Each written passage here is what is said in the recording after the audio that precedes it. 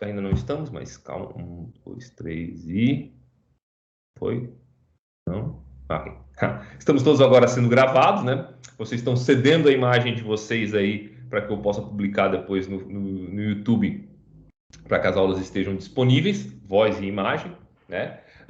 Bom, a nossa matéria de hoje, como eu estava falando no início da aula, é talvez uma das matérias mais importantes do direito do consumidor, porque ela trata da responsabilidade civil do fornecedor no Código de Defesa do Consumidor, tá? A parte de responsabilidade civil no Código de Defesa do Consumidor, ela está entre os artigos 12 a 25. Não, tá? 12 a 25, tá? E, obrigado de novo. E para a gente entender completamente, tá? O regime de responsabilidade adotado no CDC, é preciso que a gente comece fazendo ou traçando uma distinção entre o regime de responsabilidade civil tradicional, aquele que é estabelecido no Código Civil, tá? Então aquele regime geral do direito privado, e o regime adotado pelo CDC, pelo legislador, na Lei 8.078. Tá? Bom, as características marcantes, as duas características marcantes do que eu denominei aqui de regime tradicional da responsabilidade civil, ou seja, o regime de responsabilidade civil que é adotado pelo Código de Defesa pelo Código Civil de 2002, tá? É o seguinte: primeiro, ele parte de uma distinção entre a responsabilidade civil contratual e a responsabilidade civil extracontratual. Então, tradicionalmente, o direito civil divide a responsabilidade civil em duas espécies. A responsabilidade civil que decorre do inadimplemento, do descumprimento de uma obrigação, que a gente denomina responsabilidade civil contratual, e a responsabilidade civil que decorre do descumprimento de um dever jurídico, tá? De um ato ilícito. Tá? De um ato ilícito, que a gente denomina de responsabilidade civil extracontratual ou aquiliana. Tá? Essa é a primeira base, esse é o primeiro fundamento da nossa responsabilidade civil tradicional. Tá? Uma distinção entre o descumprimento de um contrato, de uma obrigação, e o descumprimento de um dever jurídico, tá? Ou de um ato ilícito. Segundo pressuposto, ou segundo fundamento fundamental, com perdão da redundância, do regime de responsabilidade civil tradicional adotado pelo Código Civil até hoje, de 2002, tá? É a ideia da responsabilidade subjetiva, ou seja, para que se caracterize o dever de indenizar, tá? Necessariamente, ou como regra, deve haver o quê? A prova da culpa. Tá? Ou seja, eu tenho que demonstrar que o dano que eu sofri, tá? O dano que eu sofri, decorre de uma ação dolosa ou culposa, tá? Do ofensor. Tá? Eu sempre ressalto isso. Eu sei que talvez aí para o pessoal que está concluindo a faculdade seja redundante falar isso. Tá? Eu fiz aqui essa fala baseado em dolo e culpa, mas na verdade no direito civil, no direito privado, não se faz distinção como regra entre dolo e culpa. A gente trabalha sempre com o conceito de culpa lato sensu, que abrange tanto a vontade de produzir resultado, quanto a produção do resultado por imprudência, negligência ou imperícia. Tá? Então, o artigo 186 do Código Civil, ele vai ser explícito a dizer o seguinte, tá? Ó, aquele que por ação ou omissão voluntária, negligência ou imprudência, violar direito e causar dano a outrem, ainda que exclusivamente moral, comete ato ilícito. Tá? Isso é o fundamento basilar do Código Civil, da responsabilidade civil no Código Civil de 2002. Tá? E aí o 927 caput vai dizer, ó, aquele que por ato ilícito causar dano a outrem fica obrigado a repará-lo. Tá? Então, a regra no Código Civil, tá? A regra do Código Civil é que a responsabilidade civil, o dever de indenizar, ele só nasce se aquele ofendido, se a vítima, se o prejudicado demonstrar que o dano decorreu de uma conduta culposa culpa lato sensu do ofensor. Tá? A gente denomina isso de responsabilidade civil subjetiva. Excepcionalmente, admite-se, tá? Admite-se a responsabilidade civil objetiva do ofensor. Quando? Ora, nas hipóteses do 927, parágrafo único, tá? Que diz que haverá obrigação de reparar o dano, independentemente de culpa, nos casos especificados em lei, ou quando a atividade normalmente desenvolvida pelo autor do dano implicar, por natureza, risco para direitos de outrem. Né? Talvez vocês vão encontrar também responsabilidade civil objetiva nos artigos 932, 935, 934 também, no 931. Tá? Todos esses dispositivos aí, eles se enquadram, né, em hipótese de responsabilidade civil objetiva, mas são exceção à regra geral. A regra geral é a responsabilidade civil subjetiva. Volto a ressaltar, aquela em que, para que eu possa ter direito à indenização, preciso demonstrar, tá, sempre a existência de culpa por parte do ofensor. Tá? Culpa lato sensu, em sentido amplo. Tá? Bom, o Código de Defesa do Consumidor, quando ele é elaborado na década de 90, no início da década de 90, tá? Ele vai romper com essa tradição da responsabilidade civil do Código Civil na época de 1916, mas que foi mantida no Código Civil de 2002. Vai romper por quê? Primeiro porque ele vai abandonar a distinção entre responsabilidade civil contratual ou extracontratual. A responsabilidade civil que decorre, ou o dever de indenizar que decorre do descumprimento de um contrato e do descumprimento de um dever jurídico. E simplesmente vai abandonar essa forma tradicional de distinção entre as espécies de responsabilidade civil por uma única e exclusiva razão, pela amplitude do conceito de consumidor. Consumidor, a gente sabe, a gente já estudou isso na aula anterior, tá? Não é apenas aquele que contrata, aquele que consome diretamente o produto, mas é aquele que, por equiparação, tá, é consumidor. Seja porque ficou sujeito a uma publicidade enganosa, a uma prática abusiva, seja porque foi vítima do acidente de consumo na forma do artigo 17 do CDC. Tá? Então, nessa medida em que não existe mais uma distinção entre consumidor como aquele que contrata e aquele que sofre indiretamente, tá, os efeitos de uma relação de consumo, não se faz mais sentido, não faz mais sentido se falar em responsabilidade contratual ou extracontratual. Para o CDC, não importa mais se o descumprimento é de um contrato ou se o descumprimento é de um dever jurídico. Tá? Para o CDC, vai importar apenas, tá? Então, somente, tá? A espécie de interesse que é lesado. Tá? A espécie de interesse que é lesado. Se o interesse lesado do consumidor for um interesse extrapatrimonial, que diga respeito à sua honra, à sua imagem, aos seus direitos de personalidade, tá? Especialmente a sua incolumidade física e psíquica, tá? Ou seja, a sua saúde, a sua segurança, a gente vai dizer que a responsabilidade do fornecedor é uma responsabilidade pelo fato do produto ou do serviço. Se, por outro lado, o bem jurídico lesado corresponder a um interesse econômico, patrimonial do consumidor, a gente vai dizer que a responsabilidade do fornecedor é uma responsabilidade pelo vício do produto ou do serviço. Tá? Responsabilidade pelo vício ou do produto ou do serviço. Então, essa é a primeira distinção que importa para o CDC. Não se fala mais em responsabilidade contratual, não se fala mais em responsabilidade extracontratual ou aquiliana, se fala em responsabilidade pelo fato e responsabilidade pelo vício. Tá? Os fundamentos disso a gente vai ver daqui a pouco mais. Um outro ponto fundamental aqui, que eu vou destacar várias vezes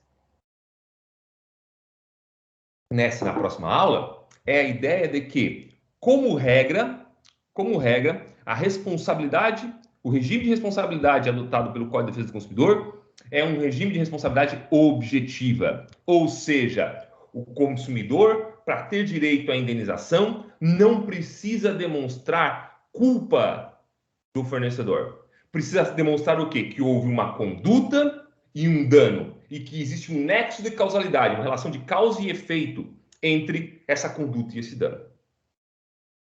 Tá? Então, como regra, a responsabilidade civil no CDC, no Código de Defesa do Consumidor, é objetiva. Ou seja, não é necessária a demonstração de culpa. Claro, como regra. Há exceção? Sim. A exceção é o artigo 14, parágrafo 4º ou parágrafo 4º do artigo 14, que prevê que a responsabilização dos profissionais liberais se faz mediante a apuração de culpa. Então, a regra do CDC é a responsabilidade objetiva. Excepcionalmente, no entanto, quando eu tratar da responsabilidade dos profissionais liberais, do médico, do advogado, do engenheiro, do arquiteto, tá? Eu vou falar em responsabilidade subjetiva. Tá? Então, inverte a lógica do sistema tradicional. Tá? Inverte a lógica do sistema tradicional, onde antes eu tinha como regra a responsabilidade civil subjetiva, agora, nesse sistema especial do CDC, eu tenho a responsabilidade civil objetiva. Tá? Objetiva.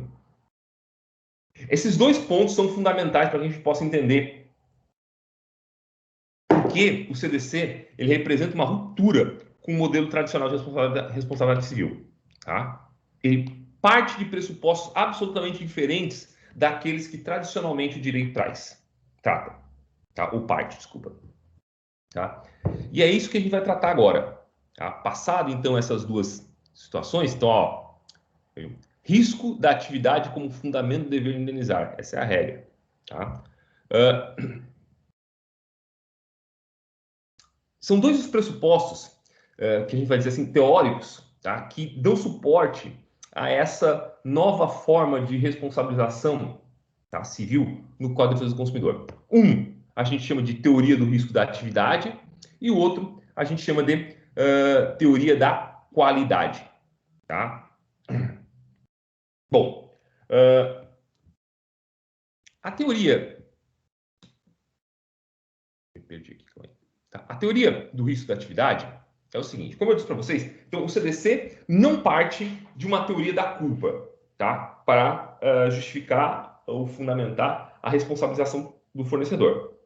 Tá? E não prescinde disso. Ele parte da teoria do risco. A ideia é de que o empresário, ao exercer uma atividade empresarial, tá? Ele assume para si os eventuais ônus, os eventuais riscos que podem advir dessa exploração. Tá? De forma que ele vai responder mesmo quando, tá, o dano, o prejuízo causado ao consumidor ou consumidores se dá sem culpa dele. Tá? Então, a ideia aqui é a teoria do risco. Risco da atividade. Então, vou ler aqui para vocês o conceito que está ali destacado, mas é importante a gente ler. Então, o empresário, ao optar por explorar, exercer atividade empresarial, passa a ter o ônus de arcar com as consequências advindas dessa exploração. Isto é, com os riscos dela advindos. Não só quando age com culpa, mas quando age. Tá? Bom, importa reconhecer, no entanto, que o CDC ele não adotou o que a gente chama, deixa eu botar aqui, página inicial, o que a gente chama de teoria do risco integral, tá? Mas sim a teoria do risco proveito. Tá? Aqui está de teoria risco da atividade, não, teoria do risco proveito. Viu? Já mudem o material de vocês aí. Tá? A teoria do risco proveito. Tá? Bom, qual é a grande diferença entre a teoria do risco integral e a teoria do risco proveito? Tá? A teoria do risco integral, ela parte do pressuposto, tá, que o causador do dano, tá, vai responder, tá, sem qualquer possibilidade de excluir sua responsabilidade. Tá? Ou seja, a teoria do risco integral, ela parte da ideia de que não existem fatos que possam afastar a responsabilidade do causador do dano. Tá? Ou seja, a hipótese de caso fortuito e força maior, de culpa exclusiva da vítima, de fato do terceiro, que são tradicionalmente vistos como formas de excludente de responsabilidade, não se aplicam à teoria do risco integral. Tá? No Brasil, a teoria do risco integral ela é adotada e defendida especialmente no campo da responsabilidade civil ambiental. Tá? No campo da responsabilidade civil no direito do consumidor, ou do direito do consumidor, vigora a ideia da teoria do risco-proveito. Ou seja, o fornecedor tem um bônus, que é a possibilidade de obter lucro desempenhando determinada atividade empresarial, ele vai também assumir o ônus decorrente da exploração dessa atividade. Tá? Mas, no entanto, esse risco ele é atenuado porque o sistema admite hipóteses de exclusão da responsabilidade. Hipótese que a gente vai ver daqui a pouco. Tá? Então, ela é uma teoria de risco menos radical do que a teoria do risco integral. Tá? Bom, e por que o legislador optou por jogar sobre os ombros do fornecedor, tá, a responsabilidade, tá, pela indenização de um eventual prejuízo, de um eventual dano, mesmo quando ele não é culpado pela produção desse resultado? Tá? Simplesmente por uma questão ou um ideal, como diria, eu não lembro mais quem diria, porque eu li de alguém em algum livro e esqueci de onde é que eu tirei isso, tá? Mas um ideal de justiça distributiva. Razão muito simples, tá? O legislador, quando ele concebe o sistema de responsabilidade objetiva do CDC, ele pensa o seguinte: olha, quem é que tem condição de diluir um eventual prejuízo, de diminuir o eventual prejuízo advindo do risco de uma atividade? Fornecedor ou consumidor? Ora, obviamente que o fornecedor. Por quê? Porque o fornecedor tem como embutir no preço, no momento da precificação do produto ou do serviço, tá, os riscos inerentes à sua atividade. Tá? Então, por essa razão, e exclusivamente por essa razão, que o CDC vai adotar a ideia de teoria do risco da atividade, teoria do risco para proveito. Tá? Bom, justamente como ele tem meios de na precificação, diminuir os riscos do seu prejuízo, porque dentro do preço que ele vai ofertar para o consumidor já está embutido, em parte, o risco que aquela atividade pode causar para a sua incomunidade, para o seu patrimônio, né? É que, então, permite que ele tenha mais facilidade em diluir esse risco. Tá? Beleza? Então, isso é o que a gente tem que falar sobre a teoria do risco da atividade. Segunda teoria que fundamenta a responsabilidade civil no CDC é a teoria da qualidade. Tá? Pela teoria da qualidade, que não advém nenhuma novidade para vocês, né? Pense que o fornecedor é o responsável pela qualidade do produto ou serviço. Ou isto é, por sua segurança e sua adequação. O fornecedor é responsável pela qualidade do produto ou serviço. Isso é, por sua segurança e sua adequação. Tá? Então, gente, a partir dessa ideia aqui, eu posso dizer para vocês que existem dois tipos de qualidade tutelados pelo CDC. Uma qualidade que a gente vai denominar de qualidade segurança. Tá? Essa qualidade de segurança decorre daquele direito básico do consumidor que está previsto no inciso 1º do artigo 6º, tá? Do CDC. Tá? São direitos básicos do consumidor: 1. A proteção da vida, saúde e segurança contra os riscos provocados por práticas no fornecimento de produtos e serviços considerados perigosos ou nocivos. Vejam, que a qualidade e segurança, tá? Ela visa tutelar, ela visa proteger essencialmente o quê? Vejam, a incolumidade física e psíquica do consumidor, a saúde do consumidor, seja do ponto de vista psíquico ou físico, tá?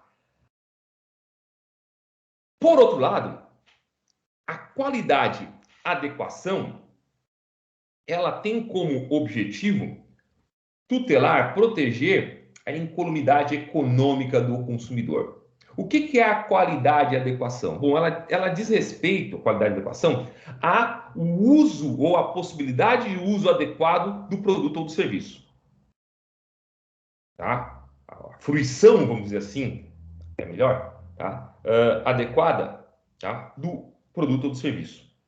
E adequação aqui tem, vamos dizer assim, uma subdivisão. Uma adequação desempenho e uma adequação durabilidade. Por quê? Olha, porque essencialmente, gente, tá? Então, vamos pegar aqui, calma aí, antes de a gente entrar lá, tá? Bom, no primeiro caso, qualidade segurança, tá? A preocupação do legislador é que esse produto, esse celular, não cause danos à minha saúde a mais do que aqueles inerentes à sua utilização adequada, comum, tá? Tradicional.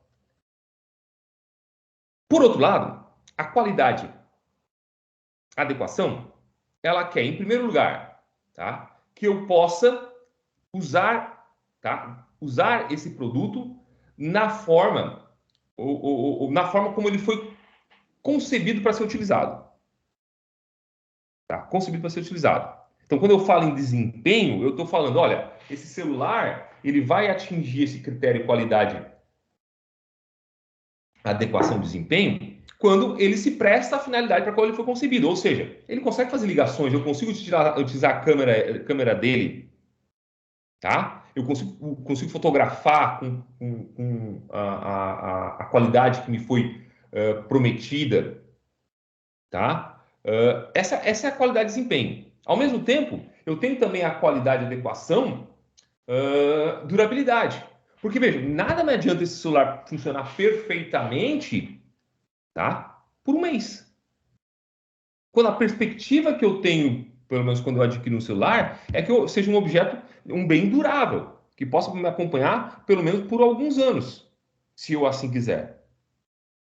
Então, durabilidade diz respeito a isso também, tá? Se aquele produto ele está servindo pelo tempo, né, no tempo necessário, à finalidade que se destina, tá? Então, isso é um ponto essencial. Quando eu falo, então, em adequação, né, como eu disse, o que eu estou protegendo aqui é o patrimônio do consumidor. Bom, por que isso é importante, gente? Isso é importante porque isso vai me permitir fazer uma distinção entre dois conceitos que tradicionalmente, ordinariamente, nós entendemos como sinônimo, tá? Defeito e vício, tá? Defeito e vício. Por defeito, a partir de agora, não é unânime isso na doutrina, mas isso é o que a gente observa lendo o Código do Consumidor. Por defeito, a partir de agora, a gente vai entender o que a gente denomina de falha de segurança.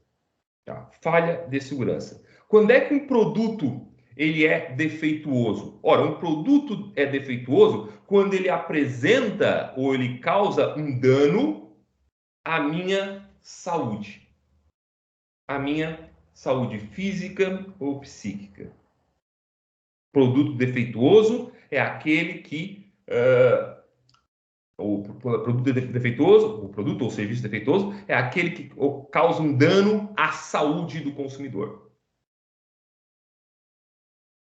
Tá? E por saúde aqui eu quero que vocês entendam de uma forma bem abrangente. Tá? Porque, por exemplo, eu vou dizer que esse celular ele é defeituoso se eu coloco ele para carregar na mesinha do lado da minha cama durante a noite e ele explode e me causa algum tipo de lesão. Então, beleza. Isso é um dano efetivo contra a minha saúde física. Tá? Agora, também, por exemplo, quando o banco inscreve o meu nome indevidamente no SPC, tá? Ele também está causando um abalo à minha saúde, só que psíquica. Tá? E daí eu tenho uma prestação de serviço defeituosa. Tá? Tem uma prestação de serviço defeituosa. Entendido isso, a gente passa para o vício. Ora, o vício é o quê? O vício é a inadequação do produto ou do serviço à finalidade a que se destina. Então, aí eu vou dizer que o meu celular tem um vício quando não tem um defeito. Olha, percebam só como a gente usa ordinariamente as expressões de forma equivocada. Eu vou dizer que, na verdade, quando meu celular ele não se presta para fazer ligação porque ele está com um problema no microfone, tá? Eu vou dizer, ele tem um vício, não tem um defeito. Se a câmera dele não está funcionando, ele tem um vício, ele não tem um defeito. Se a bateria dele está durando 2 horas, ao invés de, sei lá, 16, 18 horas, como o manual de instrução indica, esse celular vai ter um vício. Tá? O vício, então, ele consiste sempre numa falha de inadequação, não uma falha de segurança. Tá? Por que isso é importante? Bom, porque se vocês lembrarem, eu comecei a falar para vocês sobre responsabilidade civil no CDC, fazendo uma distinção entre responsabilidade pelo fato e responsabilidade pelo vício. A responsabilidade pelo fato do produto ou do serviço é aquela responsabilidade que decorre de um dano ou de um produto ou serviço defeituoso, de um dano à saúde do consumidor. Já a responsabilidade civil pelo vício do produto ou do serviço, ela corresponde a um produto viciado, um produto ou serviço viciado, que é inadequado para a finalidade a que se propõe. Tá? Inadequado à finalidade que se propõe. Tá? Então, essa é a distinção fundamental que a gente vai entender a partir de agora. A responsabilidade pelo fato do produto ou do serviço está prevista entre os artigos 12, 12 e 17 do Código Civil. 12 e 17 do Código Civil, do Código de Defesa do Consumidor. Já a responsabilidade pelo vício do produto está entre os artigos 18 e 25, também do CDC, por óbvio.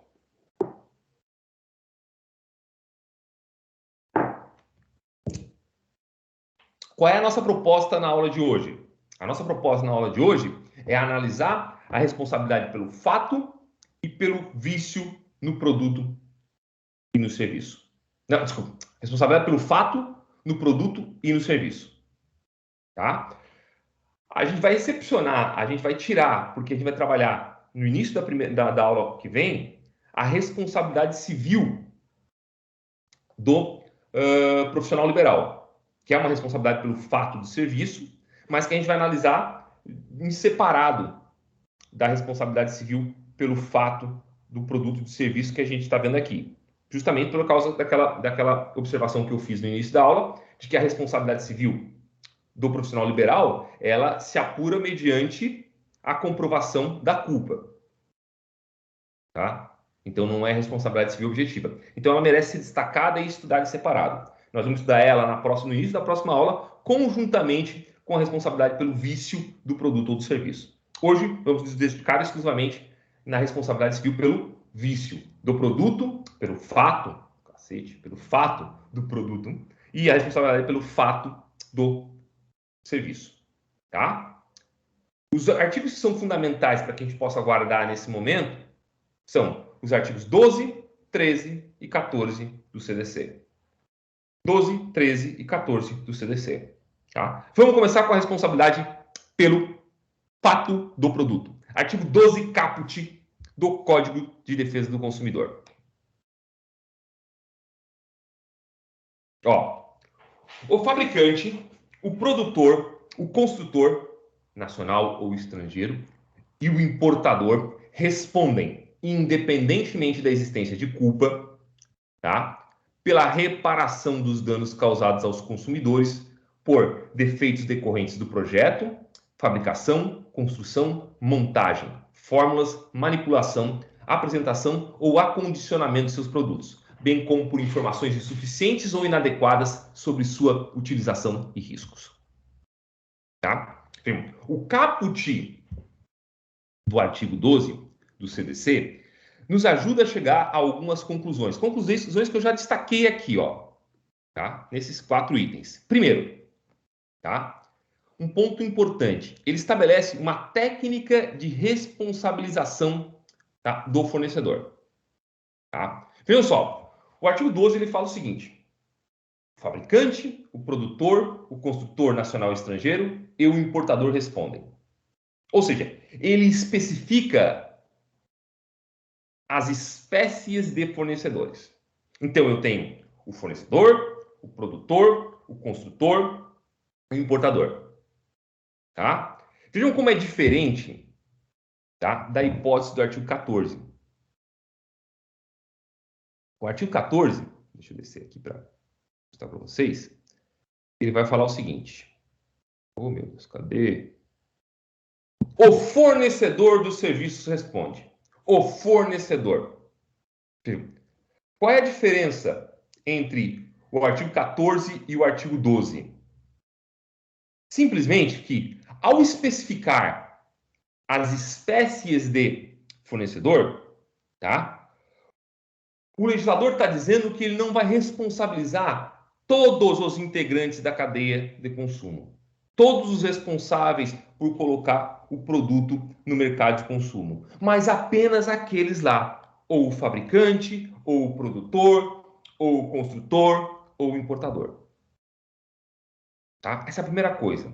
Enquanto quando ele diz assim, o fornecedor, ou os fornecedores respondem, quer dizer que todos os integrantes da cadeia de consumo, todos aqueles responsáveis por colocar aquele produto no mercado, responderão pelo eventual dano causado por aquele produto. Tá? Então, por exemplo, a gente vai ver que as hipóteses de responsabilização do comerciante pelo fato do produto são hipóteses absolutamente excepcionais. Porque a regra é que ele não responde. Quem responde é o fabricante, o produtor, o construtor ou o importador. Tá? Outra coisa importante aqui é que o artigo 12 nos permite identificar espécies de fornecedor ou distinguir tipos de fornecedores. Primeiro, o que a doutrina denomina de fornecedor real. Ora, quem é o fornecedor real? É aquele que efetivamente produz e coloca o produto no mercado de consumo. O fabricante, que é aquele que fabrica, tá, um produto, e aí, por fabricante, a gente tem que entender, ó, importante, fabricante é quem produz o produto por inteiro, ou então monta ele, ou é responsável por apenas um componente dele.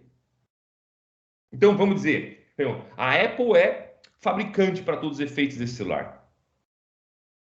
Por quê? Bom, esse produto vem pronto lá, sei lá, deve vir pronto dos Estados Unidos, né? Ela fabrica, vamos dizer que ela fabrique ele inteiramente lá. Ela é responsável, ela é considerada fabricante para fins de responsabilização, tá? Mas vamos dizer que um chipzinho desse celular aqui, a bateria vem da China, de uma empresa Xing Ling lá da China, tá? Para efeitos do Código de Defesa do Consumidor, também quem faz a bateria desse celular será fabricante. Ah, mas vamos dizer que o designer vem da Apple, tá? As peças são produzidas na empresa Xingling da China, os componentes são produzidos na empresa Xingling na China, e a empresa Brasil Mais monta esse produto aqui. Para efeitos de responsabilidade civil, todos são considerados fabricantes. A Apple, que faz o design, concebe o produto, a empresa que faz os componentes lá na China e aquela empresa que monta, tá, esse produto. Todos fabricantes. Tá? Outra espécie de fornecedor real que a gente pode identificar aqui é o produtor. Quem é o produtor, gente? O produtor é aquela pessoa responsável por colocar no mercado de consumo bens, tá? Bens. Pô, me fugiu a expressão agora.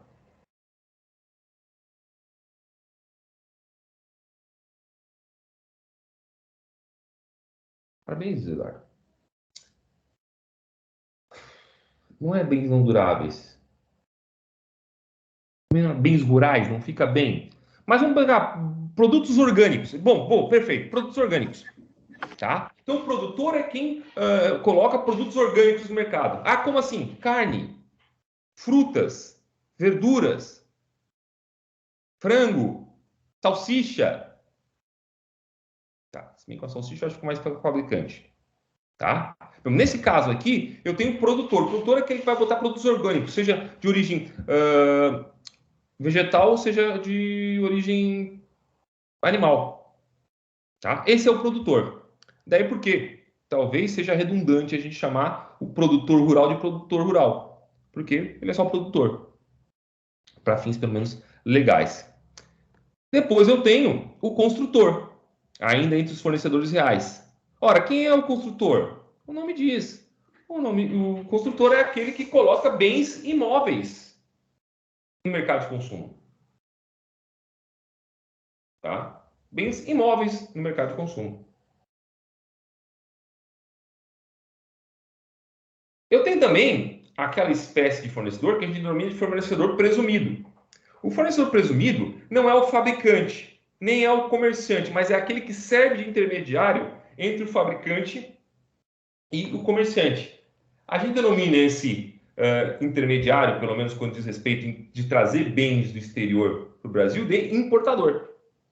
Então, aquele que traz um produto do mercado estrangeiro e o coloca no mercado nacional, a gente chama de importador.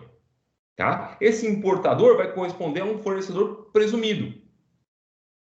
Por quê? Ora, porque ele é um intermediário na cadeia de produção, tá? De consumo. E por fim, uma hipótese um pouco mais restrita, eu tenho a figura do fornecedor aparente. Quem é o fornecedor aparente? Bom, é aquele que não produz o produto, não fabrica o produto, mas ainda assim empresta a sua marca para aquele produto.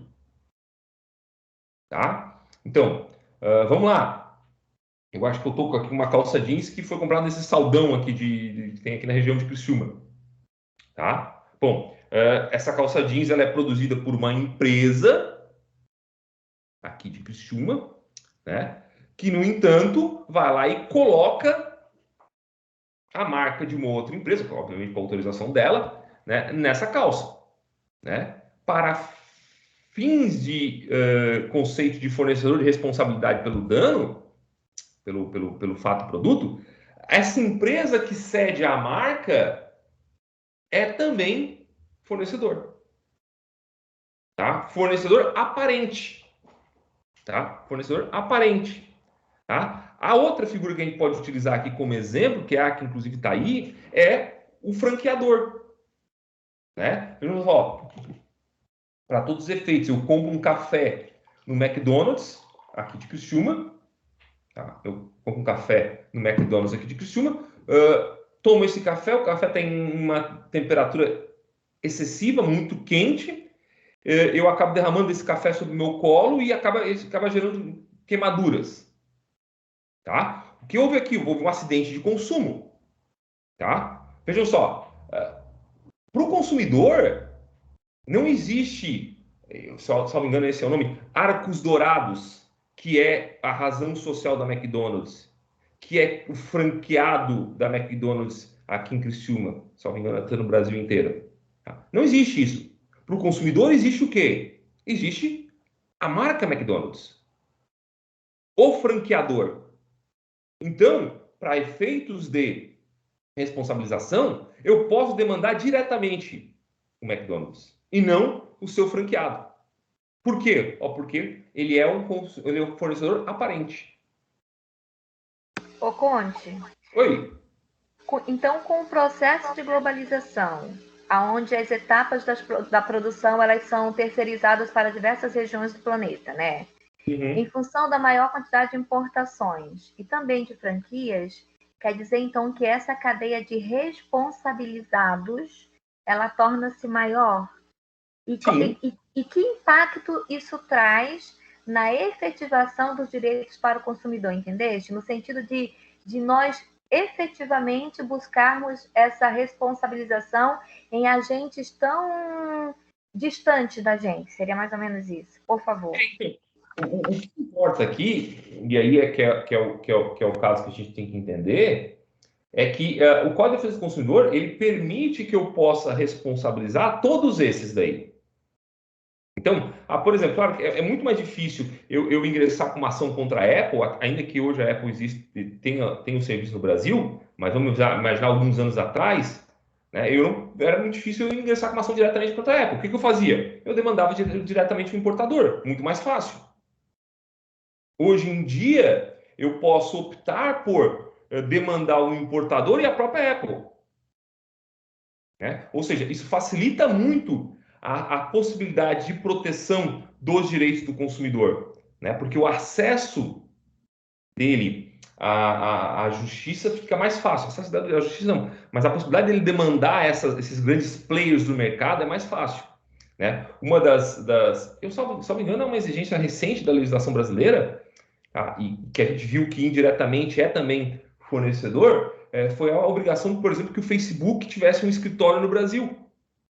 Né? Por que houve a exigência de que o Facebook tivesse um escritório no Brasil? Tá? Justamente para permitir mais facilidade que os eventuais consumidores que se sentissem prejudicados por eventuais condutas do Facebook pudessem diretamente demandar o Facebook. Né? Agora, claro, a cadeia vai ficando mais complicada, mas na medida que tu vai lá, tu consegue indicar uma pessoa determinada, né? E aí o problema é do outro, e a gente vai ver que tem sistema de responsabilidade, tá, Cléo? Porque, por exemplo, se eu demando contra a Apple, tá? Ela não pode chegar e dizer para mim assim, mas assim, isso daí é culpa da empresa chinesa que fez a bateria, não é culpa minha. Não importa.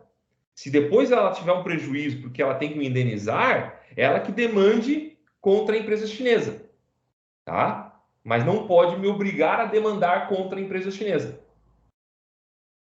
Perfeito? Entendi, obrigada, tá? Então acaba, na verdade, abrindo um leque maior de opções de indenização, né? Porque a gente pode Perfeito. pedir para o importador, para o produtor, né? Obrigada. Exato. Mais chance para o consumidor. E essa é a lógica, né? Bom, o terceiro ponto que também dá para a gente destacar a partir da leitura do artigo 12 é o fato da já falada, já referida responsabilidade objetiva do fornecedor. Vejam, o artigo destaca independentemente da existência de culpa, tá? Independentemente da existência de culpa. Ou seja, para caracterizar o dever de responsabilizar, eu preciso ter uma conduta, um dano e um nexo de causalidade, algo que ligue, tá? A produção desse dano àquela conduta. Tá? É isso que vai caracterizar o dever de indenizar. Tá? E não que essa conduta tenha sido culposa, ou seja, derivasse de uma imprudência ou de uma negligência ou de uma imperícia não é o caso, de uma imprudência ou negligência do fornecedor. Tá? E por fim, eu acho que até fica um pouco bem deslocado aqui, mas o artigo 12 também nos permite identificar espécies de defeitos. Vejam, a doutrina divide ou estabelece as seguintes modalidades de defeito do produto. O defeito que a gente denomina de defeito de concepção, que, segundo o artigo 12, vai ser o defeito decorrente do projeto e da fórmula, tá? Ou seja, é quando o defeito do produto, ele, como o próprio nome diz, ele é inerente à própria criação dele. Por quê? Porque no projeto, tá, ele já apresentava aquele defeito. Tá? Ora, o que vai acontecer? Todos os eventuais produtos que tenham sido fabricados a partir daquele projeto ou a partir daquela fórmula, tá? Eles apresentarão aquele mesmo defeito. Daí porque a doutrina diz que o defeito de concepção ou defeito de criação, ele é um defeito que vai ser sempre inevitável e universal. Tá? Inevitável e universal. Tá? Por quê? Porque está na própria concepção dele.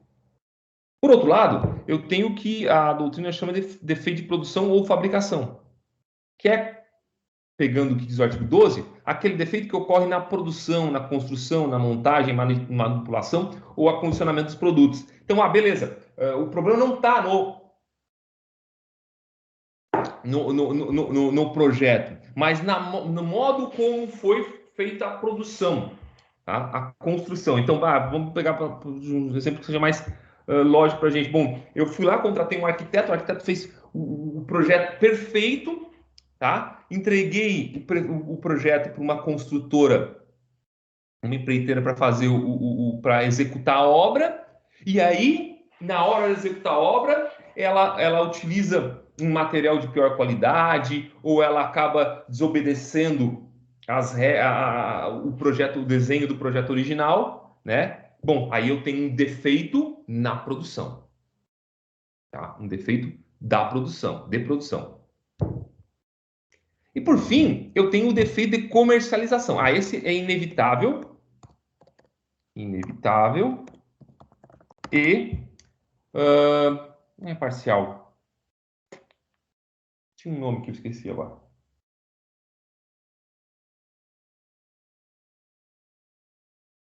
Bom, daqui a pouco eu lembro, tá, gente?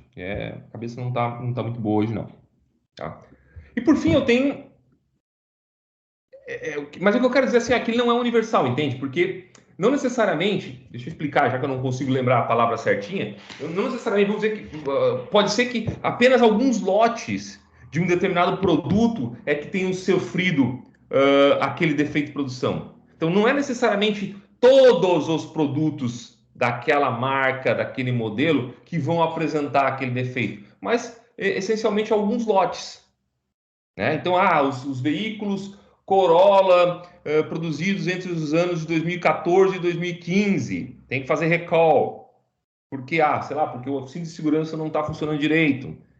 É um vício, um defeito inevitável, perfeito, inevitável, mas ele não atinge a totalidade dos veículos Corolla, mas só aqueles lotes determinados, aqueles anos e aqueles modelos determinados. Tá? Daqui a pouco aparece a expressão. E por fim, eu tenho o defeito de comercialização, que é o defeito na apresentação ou na informação insuficiente ou inadequada do produto. Tá? Vejam, aqui o defeito é absolutamente evitável. Ora, por que ele é evitável? Porque bastava, tá, o fornecedor indicar, tá, que o produto causa certo dano. Tá? Então, depois a gente vai usar o medicamento. Bom, como é que e a gente vai falar sobre isso daqui a pouco. O medicamento ele pode causar dano, claro, todo medicamento pode causar algum efeito colateral àquele que utilizá-lo, né? No entanto, eu preciso então o quê? Eu preciso informar o consumidor sobre os eventuais danos. Se eu coloco esse medicamento no mercado, tá, e não informo, o defeito está na comercialização. Por quê? Porque ele careceu de informações necessárias para boa utilização por parte do consumidor. Ou então um produto que contém glúten, por exemplo, né? E eu não alerto ao consumidor sobre isso. Bom, os quatro elementos que eu preciso ter para caracterizar o dever de indenizar, então, é a conduta, tá? Conduta, no caso, é o quê? É colocar o produto no mercado, tá? Tanto que o parágrafo 3º o inciso 1º do parágrafo 3º do artigo 12, ele vai dizer o seguinte, o fabricante, o construtor, o reprodutor ou o importador só não será responsabilizado quando provar que não colocou o produto no mercado. Tá? Que não colocou o produto no mercado. E aí a gente vai pegar, como é que ele não colocou o produto no mercado? Não vai ser responsabilizado se, por exemplo, era um lote de medicamento que estava destinado à destruição, porque apresentava assim um defeito, tá? Alguém vai lá, furta esse lote de medicamento e coloca no mercado de consumo, sai vendendo em farmácias clandestinas. Tá? Aí não é uma conduta que possa ser atribuída ao fornecedor, ao fabricante. Tá? Logo, retira-se o dever de indenizar. Afasta-se o dever de indenizar, vai ser mais exato.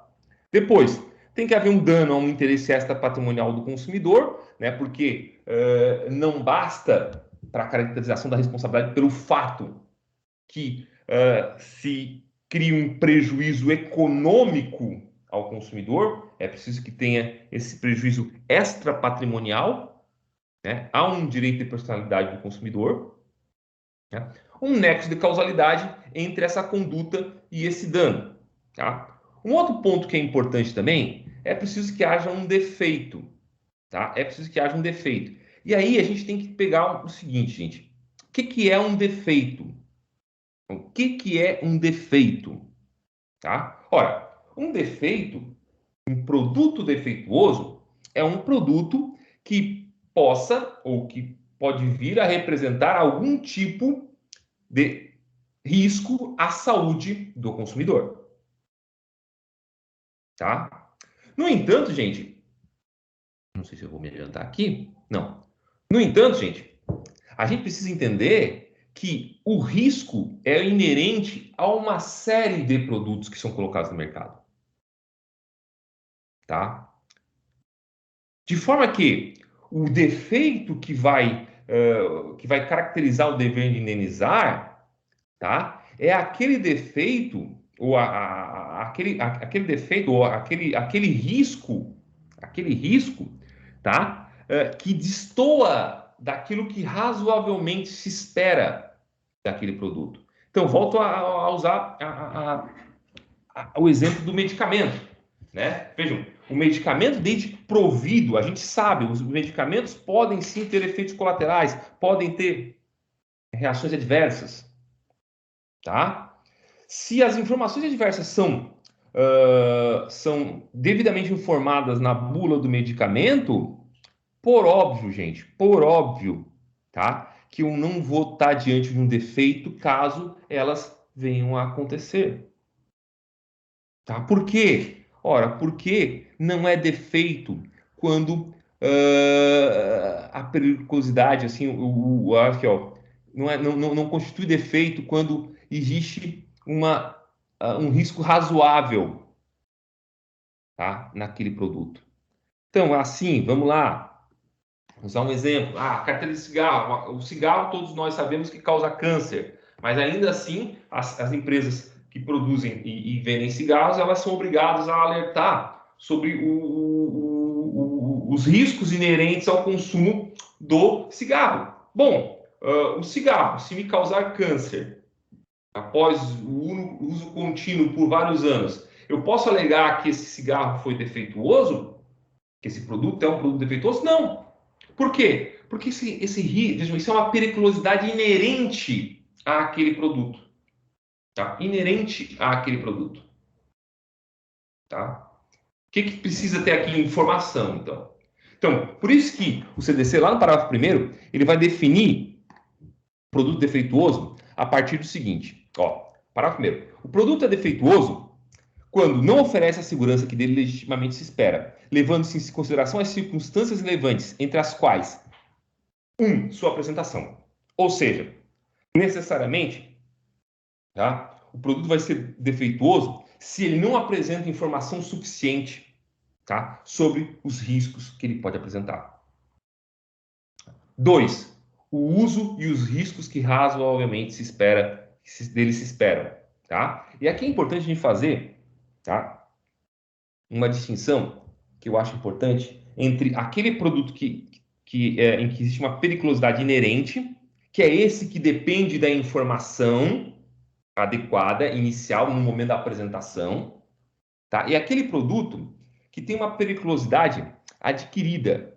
O que é a periculosidade adquirida? É que quando se constata no decorrer do tempo, tá? Se constata no decorrer do tempo que aquele produto, tá? Ele apresenta riscos à saúde do consumidor. Tá? Essa é a periculosidade adquirida. Tá? Então, os medicamentos, vamos pegar medicamentos que estão ainda em fase bem incipiente de comercialização. São feitos testes, os testes eles garantem uma eficácia e uma segurança razoável ao produto, mas a longo prazo pode ser verificados algumas anomalias, né? que podem, inclusive, levar, vamos falar daqui a pouco sobre isso, inclusive, levar a retirada desse produto do mercado de consumo. Tá? O que aconteceu? Houve uma periculosidade adquirida naquele produto. Daí porque é importante destacar o que estabelece o Código de Defesa do Consumidor lá no artigo 10º, tá? Que diz assim, ó, bom, o artigo 10º caput diz assim, ó, o fornecedor não poderá colocar no mercado de consumo produto ou serviço que sabe ou deveria saber apresentar alto grau de nocividade ou periculosidade à saúde ou à segurança. A gente pode dizer aqui que é o produto que oferece uma periculosidade extraordinária, tá? Mas daí o parágrafo primeiro diz assim, ó, o fornecedor de produtos e serviços que posteriormente à sua introdução no mercado de consumo tiver conhecimento da periculosidade que apresentem, deverá comunicar o fato imediatamente à autoridade competente e aos consumidores, mediante anúncios publicitários. Tá? Aqui é o caso, no parágrafo primeiro do artigo 10º, de periculosidade adquirida. Tá? E, por fim, tem a questão aqui que é levada em última instância, que é a época em que foi colocada que o produto foi colocado em circulação. Então, eu tenho que levar em consideração também, né, o momento em que o produto foi colocado em circulação. Isso é importante quando a gente for ver ali na frente o que a gente denomina de riscos do desenvolvimento. Tá? Riscos do desenvolvimento.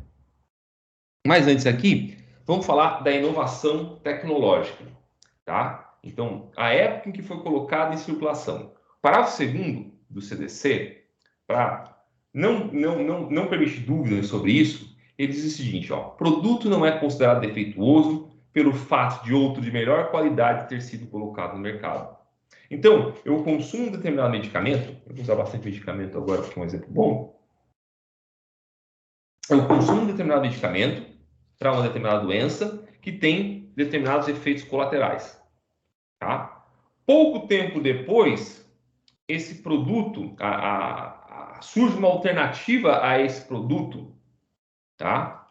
Um outro de melhor qualidade, tá? Que combate a mesma doença, mas que apresenta nenhum ou menos efeitos colaterais do que aquele que eu efetivamente consumo. Bom, o que vai dizer o parágrafo 2º? Ora, nesse caso, não se trata de defeito. Tá? O fato de ter surgido um produto de melhor qualidade no mercado, né, não faz com que o produto anterior, tá, seja considerado defeituoso. Daí porque devo levar em consideração também a época em que o produto foi colocado em circulação. Tá? Risco de desenvolvimento a gente trabalha daqui a pouco. E aí tem um caso interessante, e sempre tem um caso interessante quando a gente fala em relação de consumo, tá? Que é essa jurisprudência que eu coloquei aqui em cinza do STJ, destacado em cinza do STJ, em que basicamente um indivíduo, um consumidor, ele ingressou com uma ação, tá? Alegando defeito no produto, tá? Porque ele comprou um carro, sei lá, modelo e ano como se fossem os mais atuais, e logo em seguida a montadora lançou um carro diferente, um modelo diferente, né? E aí ele demandou essa montadora.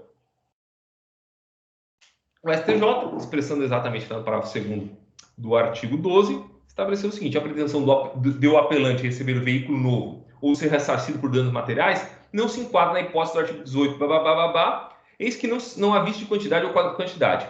Tá? Ao contrário, como dispõe o parágrafo 2º do artigo 12, o produto não é considerado defeituoso pelo fato de outro de melhor qualidade ter sido colocado no mercado.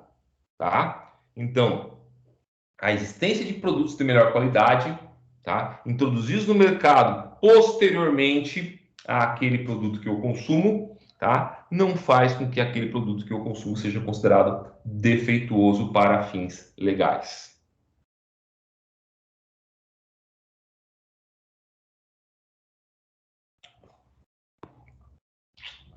Como regra, gente, a responsabilidade ela vai recair só naqueles estipulados ou especificados no artigo 12 caput.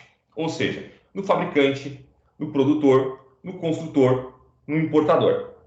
Tá? Essa é a regra.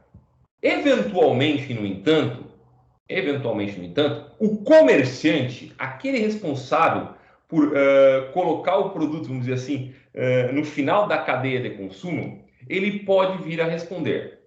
Tá? Mas vejam só, as hipóteses de responsabilização do comerciante são excepcionais, são taxativas. Ou seja, eu não posso admitir outras hipóteses de responsabilização do comerciante pelo fato do produto, senão nesses casos específicos determinados nos incisos 1, 2 e 3 do artigo 13.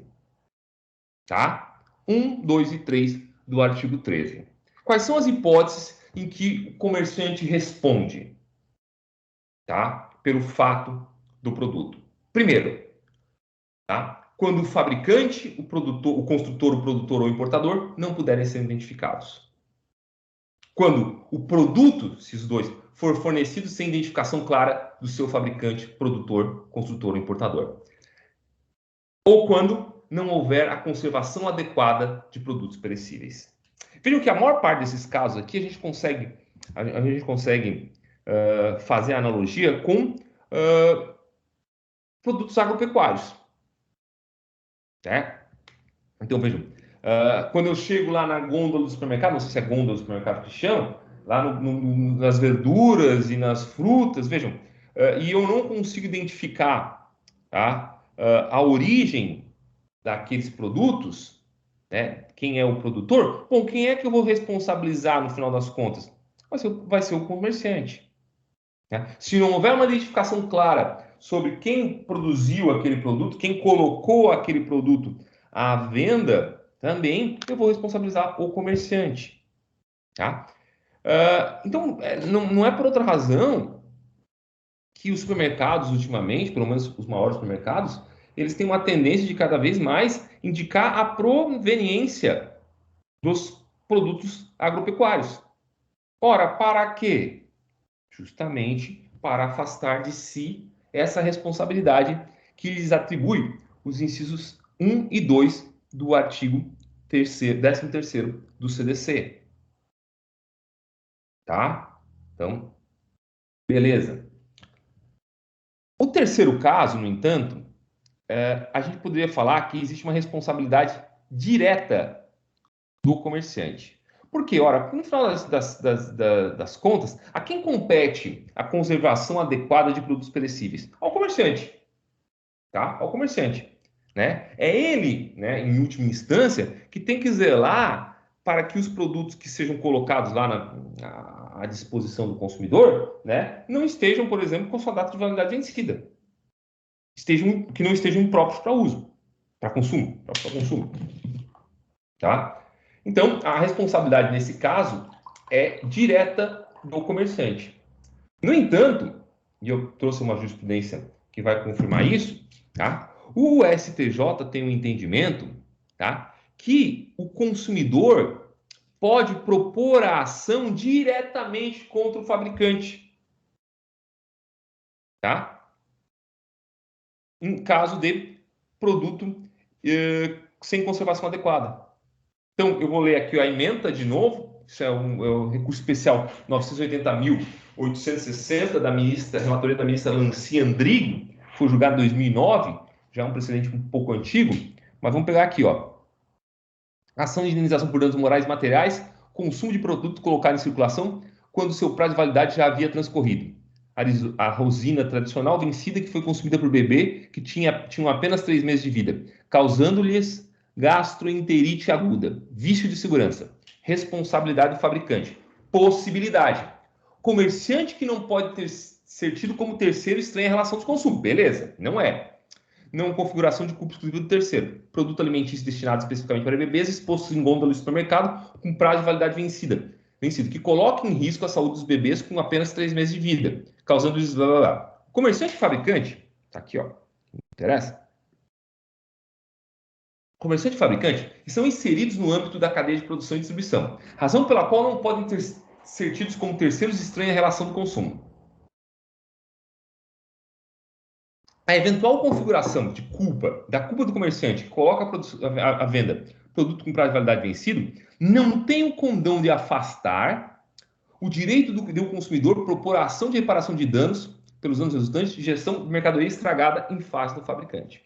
Então, vejam, na excepcional hipótese do inciso 3º do artigo 13, tá? Se, eventualmente, eu vou lá e adquiro uma salsicha, vou usar aqui o exemplo, tá lá, no supermercado Angeloni, com a validade vencida, e essa salsicha acaba causando algum tipo de dano, tá? E aí, vejam, o dano pode decorrer apenas, claro, pode ocorrer um mero aborrecimento, né?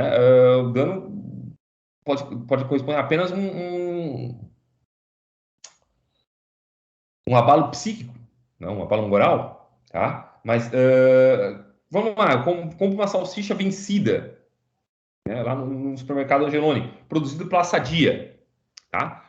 O que o STJ está dizendo é o seguinte: eu posso propor a ação ou contra o Angeloni ou contra a Sadia, tanto faz, tá? Ainda que, em última instância, a responsabilidade pela conservação, tá, e pela manutenção daqueles produtos próprios para consumo seja do próprio comerciante, seja do supermercado. Tá? Então, é importante. Bom, agora aquele que paga, tá, tem direito a regresso. Tá? E isso está expresso no parágrafo único do artigo 13º. Aquele que efetivar o pagamento ao prejudicado poderá exercer o direito de regresso contra os demais responsáveis, segundo sua participação na causação do evento danoso. Então, vamos dizer que eu adquiri eu adquiri um produto X no supermercado, tá? O supermercado não identificou adequadamente a origem desse produto, o produtor desse produto, tá? Esse produto me causa um dano, eu ingresso com ação contra o supermercado, tá? O supermercado me indeniza, vamos dizer, é obrigado a me pagar 5 mil reais. Tá? Ele tem direito de regresso contra o efetivo produtor desse produto. Tá? Ou seja, pedir de volta aquilo que pagou. Tá? Pedir de volta aquilo que pagou para me indenizar. Ação regressiva, ação de regresso. A mesma coisa no caso que eu citei acima, né, da salsicha. Nesse caso aí, quem que vai receber o regresso? Depende de quem foi obrigado a pagar. Olha só. Vamos pegar aqui. Primeiro exemplo. Tá? Tá? O Zezinho da fazendinha, ele vende para o supermercado Y, tá? Uma carne de porco estragada, tá? O supermercado Y, ele não identifica adequadamente quem é o produtor daquela carne de porco. Eu consumo aquela carne de porco, passo mal com ela, tá? Sofri um acidente de consumo. Quero uma indenização. Como eu não sei, porque falta identificação, tá, que aquela carne de porco foi produzida pelo Zezinho da fazendinha, tá? Eu vou demandar quem? Eu vou demandar o supermercado Y. Entro com a ação. Ganho a ação. O supermercado Y é obrigado a me indenizar, sei lá, 5 mil reais. Tá?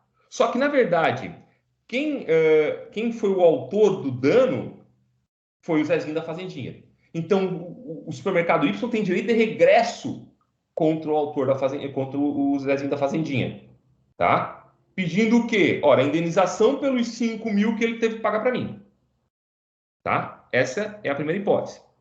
Agora pode acontecer que o comerciante deixou o produto vencer, manteve o produto exposto na prateleira com a data de validade vencida.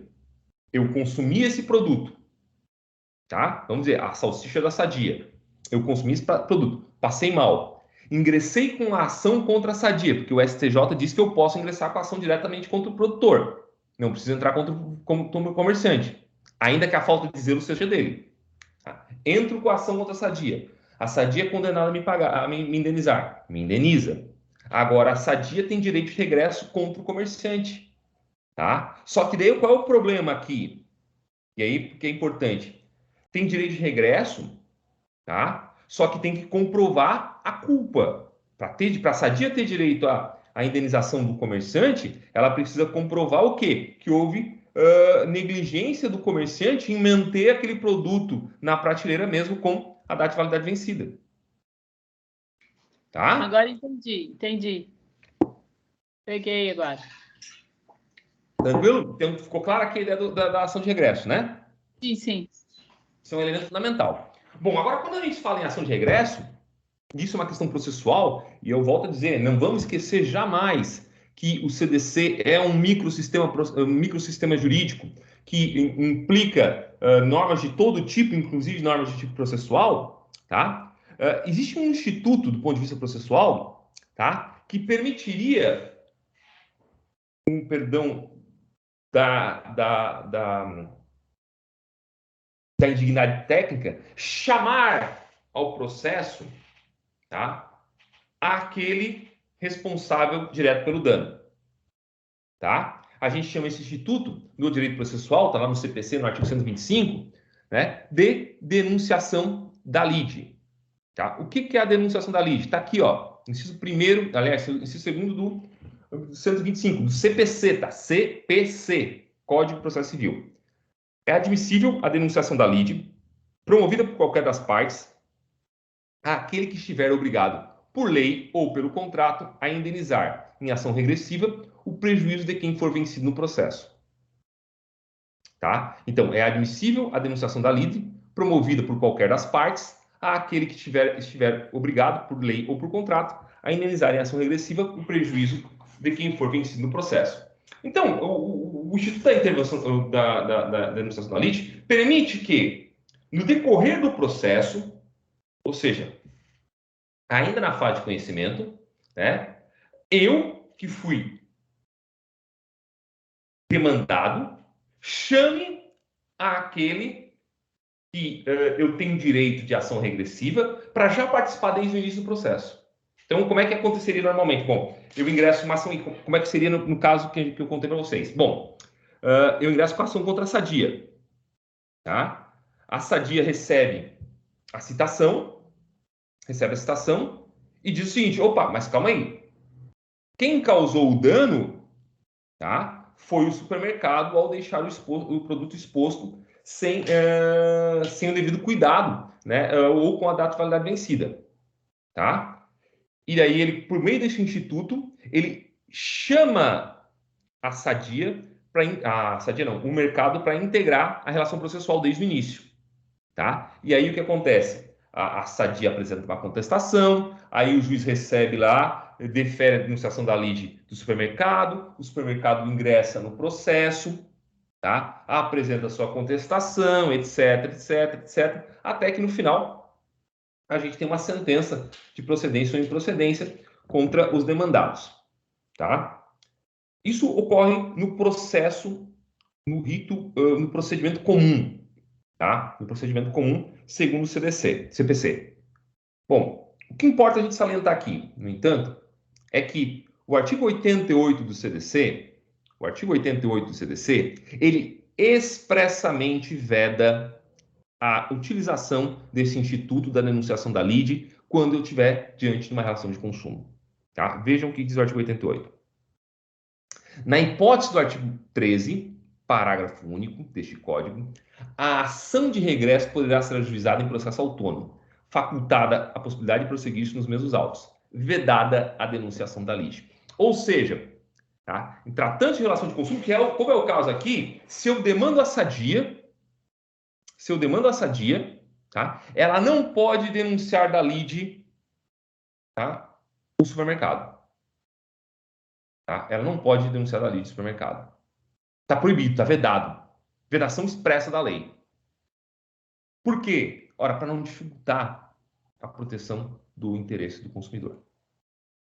Tá? Porque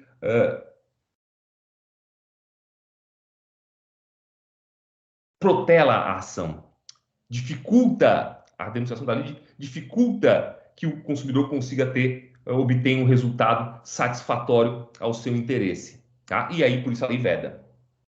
Tá? Agora, eu quero também destacar aqui o que a lei diz também. A ação de regresso poderá ser ajuizada em processo autônomo, facultada a possibilidade de prosseguir-se nos mesmos autos. Então, assim, eu posso fazer o seguinte: o supermercado perdeu a ação, é obrigado a me pagar, sei lá, 5 mil reais. Ele pode instaurar uma ação regressiva autônoma, ele pode instaurar uma ação regressiva autônoma, ou então nos mesmos autos, olha que interessante, gente, nos mesmos autos da ação que eu ouvi contra ele, ele fazer a ação regressiva contra o supermercado. Tipo, a Sadia, né, pode fazer uma ação autônoma, uma ação regressiva autônoma, para exigir do supermercado o que ela teve que pagar para me indenizar, ou então ela pode, nos mesmos autos, tá? Mas sem envolver o autor da ação, exigir o regresso. Tá? Justamente para garantir também ao fornecedor, no caso do supermercado, né, uma forma mais célere também de regresso de indenização, né, sem prejudicar os interesses do consumidor.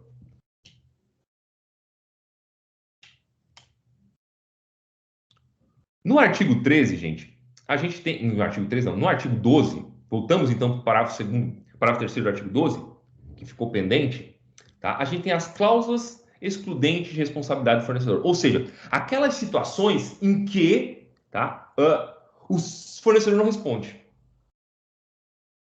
Pode até haver dano, mas ele não responde. Por quê? Porque existe algo que exclui o nexo de causalidade, tá? Afastando a responsabilidade do devedor, do fornecedor. Tá? Então, diz o artigo 12º, parágrafo 3º. O fabricante, o construtor, o produtor ou o importador só não será responsabilizado quando provar: 1. Que não colocou o produto no mercado. Caso, que eu falei ainda há pouco, né, da empresa de medicamentos, que verifica que um determinado lote desses medicamentos, tá, ele apresenta um defeito, um risco à saúde dos consumidores, tá? Separa eles para destruição e antes que eles sejam encaminhados para destruição, sejam furtados. Eles são furtados e colocados no mercado de consumo. Não foi ela que colocou o produto no mercado. Logo, ela não vai ser responsabilizada. Tá? A mesma coisa se o produto é um produto falsificado. Não foi ela que colocou aquele produto. Alguém se valeu da marca dela de forma ilícita para colocar aquele produto no mercado. Logo, o fabricante, o consultor, o produtor ou o importador não responderão nesse caso. Tá? Que embora haja colocado o produto no mercado, o defeito não existe. Também eu acho que não há muitas dúvidas quanto a isso. Né? Aquela hipótese que a gente está dentro de um produto que existe sim um certo risco na sua utilização. Né? Mas esse risco não caracteriza um defeito. É o caso da pessoa que consome álcool em excesso, sabe e tem suficiente informação sobre as consequências do consumo em excesso do álcool, né? E depois pretende alegar, sei lá, ou requerer uma indenização, né? Porque aqueles efeitos esperados do consumo excessivo de álcool se aparecem nele, na saúde dele. Colocou, mas o defeito não existe. Por quê? Ora, porque, vejam só, para caracterizar o defeito, eu tenho que ter essencialmente o quê? Tá? Ó, produto é defeituoso quando não oferece a segurança que dele legitimamente se espera. Ou quando os usos, ou quando ele não apresenta o uso, os riscos que razoavelmente dele se esperam. Tá? Então, não há defeito, não há que se falar em responsabilidade. Por fim, quando há culpa exclusiva do consumidor ou de terceiro. Então, gente, pensa lá, cara. Ó, a bula diz o seguinte, tá? Olha, o uso desse medicamento junto com bebida alcoólica causa sonolência e pode afetar a sua capacidade de dirigir, por exemplo. E eu vou lá e, contrariando as instruções da bula, consumo o remédio com a bebida alcoólica. e acabo causando um acidente, tá? Um acidente contra mim mesmo. Bom, culpa exclusiva do consumidor. Culpa exclusiva do consumidor. Tá? Ou então, quando, por exemplo, a bula diz que eu só posso consumir, que eu não posso consumir tal medicamento com álcool, e daí o médico ele vai lá contrariando a bula e me indica, olha, não, mas aqui, ó, pode consumir com álcool que eu te garanto. Culpa daí do terceiro. Fato de terceiro. Então, culpa exclusiva do consumidor ou fato de terceiro. Gente, só um minutinho que eu vou pegar um golezinho de água e já volto em um segundo.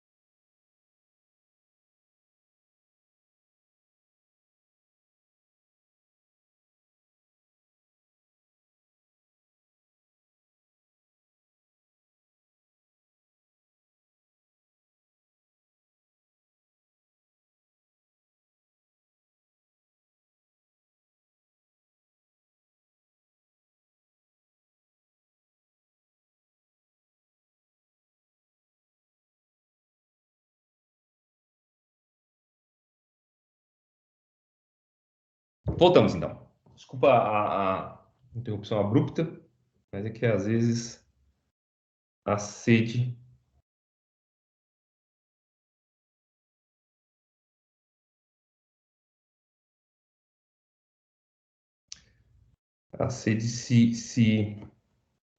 se sobrepõe. Bom, vamos lá então, gente.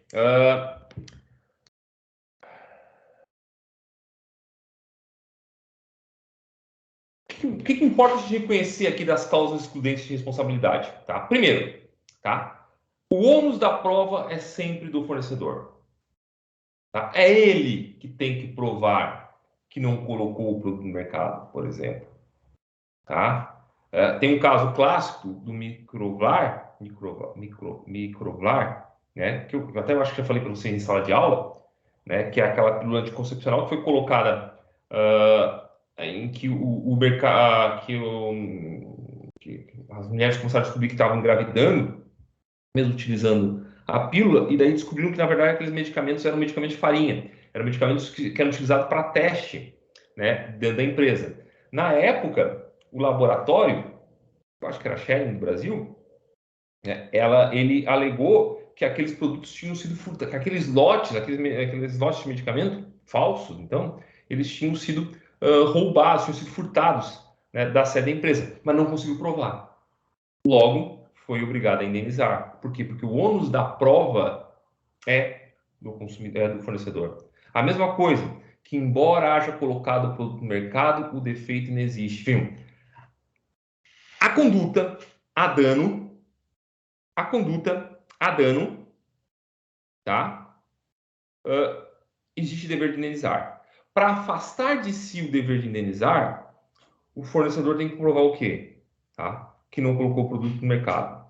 Que o defeito alegado pelo consumidor não existe. Ou então que o defeito ou que o dano foi causado não pelo produto em si, mas pelo uso inadequado do consumo do produto pelo consumidor ou por culpa de terceiro. Tá? E aqui uma hipótese interessante também que a gente tem que apontar aqui, além da questão do ônus da prova, é a questão da culpa concorrente. tá? Vejam, o código ele excetua a exclusão da responsabilidade do fornecedor no caso de culpa exclusiva do consumidor. A culpa concorrente, assim entendida como aquela situação em que o consumidor contribuiu para a produção do dano, para a produção do resultado, não afasta a responsabilidade do fornecedor. Não é hipótese de exclusão de responsabilidade. No máximo, levando em conta o que dispõe o artigo 945 do Código Civil, ela pode contribuir para atenuar a responsabilidade do fornecedor. Tá? Olha o que diz o artigo 945. Se a vítima tiver concorrido culposamente para o evento danoso, a sua indenização será fixada tendo-se em conta a gravidade de sua culpa em confronto com a do autor do dano. Então, aqui a culpa concorrente seria uma forma de atenuar e não de afastar a responsabilidade do consumidor. Aliás, essa é o entendimento do STJ, que está demonstrado nesse acórdão aqui, ou nesse trecho desse acórdão, recurso especial 971.845, relatoria do ministro Humberto Gomes de Barros, tá? Que diz o seguinte: a circunstância de o paciente ter consumido o produto sem prescrição médica não retira do fornecedor a obrigação de indenizar. Pelo sistema do CDC, o fornecedor somente se desobriga nas hipóteses de culpa exclusiva do consumidor, o que não ocorre na hipótese, já que a própria bula do medicamento não indicava os riscos associados à sua administração, caracterizando culpa concorrente do laboratório. Então, o laboratório alegou, olha, o consumidor teve um dano, mas esse dano decorreu do fato de ele ter consumido o medicamento sem prescrição médica. O STJ disse, beleza, ele contribuiu para a produção do dano.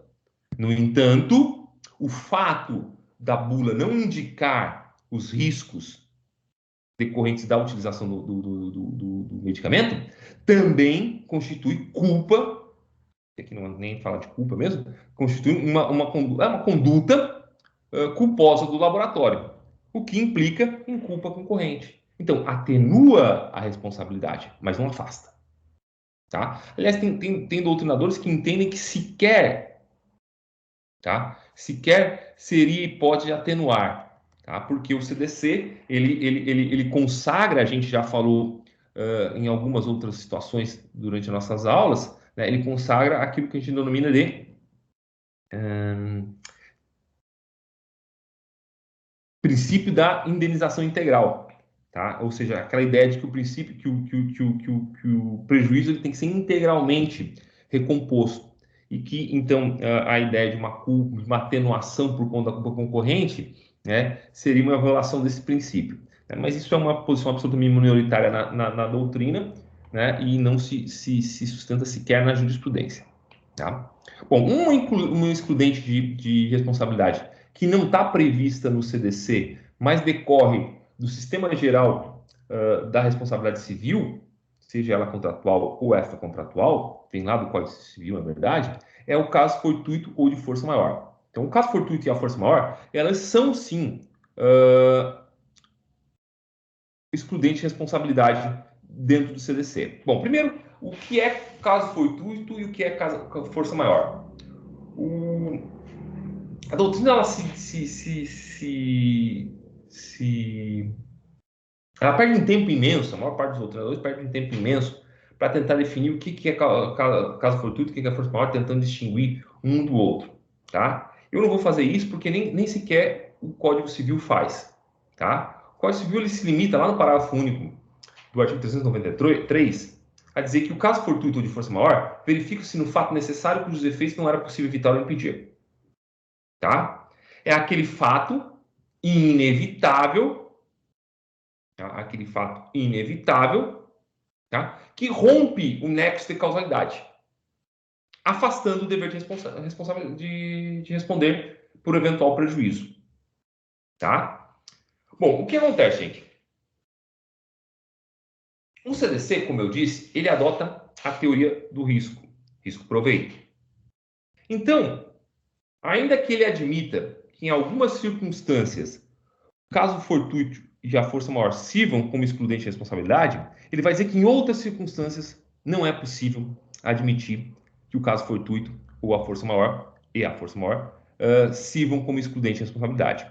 tá? E para que a gente possa entender isso, a gente precisa entender uma distinção que a doutrina e a jurisprudência fazem entre o fortuito externo e o fortuito interno. O fortuito externo e o fortuito interno, tá? O que é o fortuito externo? O que é o fortuito interno? O que é o fortuito interno? O que é o fortuito externo? O fortuito interno, tá? O fortuito interno, tá? Segundo a doutrina e a jurisprudência, é aquele fato necessário e inevitável que tem relação com o negócio desenvolvido pelo fornecedor, não excluindo a responsabilização civil, tá? Vejam, é aquele evento inevitável, imprevisível, mas que ainda assim está ligado ao risco da atividade desempenhada pelo fornecedor. Professor, um exemplo. Vejam só. Transporte público. Isso é responsabilidade pelo fato do serviço, mas nos serve também. Depois eu vou trazer outras hipóteses, tá? Exemplo. Eu pego um ônibus de ação tal, tá? Um coletivo, tá?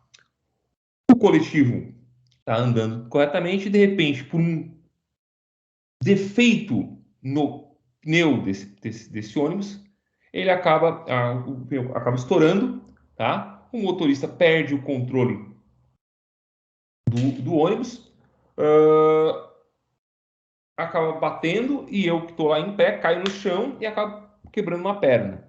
Eu estou aqui diante de um fato necessário, inevitável, imprevisível, mas que está ligado à atividade desempenhada pelo fornecedor.